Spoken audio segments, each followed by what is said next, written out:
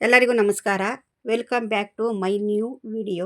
ನಾವು ಇವತ್ತು ಪ್ರಜಾಪಿತ ಬ್ರಹ್ಮಕುಮಾರಿ ಈಶ್ವರೀಯ ವಿಶ್ವವಿದ್ಯಾಲಯದ ನವದಶಕೋತ್ಸವ ಮತ್ತು ನಮ್ಮ ಮಹಾಶಿವರಾತ್ರಿಯ ಪ್ರಯುಕ್ತ ಶ್ರೀ ಸೋಮನಾಥೇಶ್ವರ ಸ್ವಾಮಿ ಪುಣ್ಯದರ್ಶನ ನೋಡಲು ಬಂದಿದ್ದೇವೆ.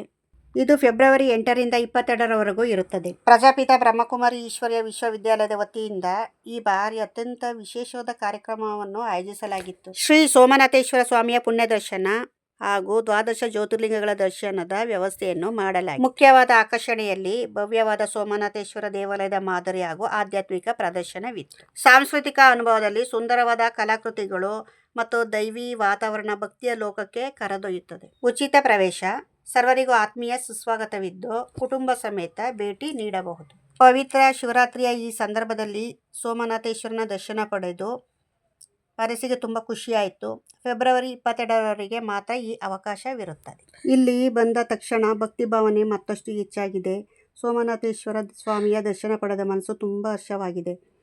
ಇಲ್ಲಿ ದೇವಾಲಯದ ವಾತಾವರಣ ತುಂಬ ಶಾಂತವಾಗಿದೆ.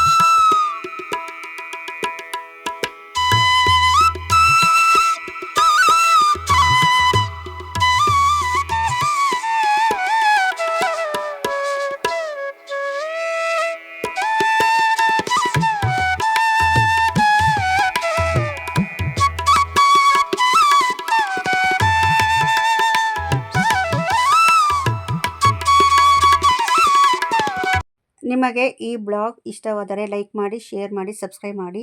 ಧನ್ಯವಾದಗಳು. ಮತ್ತೆ ಭೇಟಿಯಾಗೋಣ ಮುಂದಿನ ಬ್ಲಾಗ್ನಲ್ಲಿ.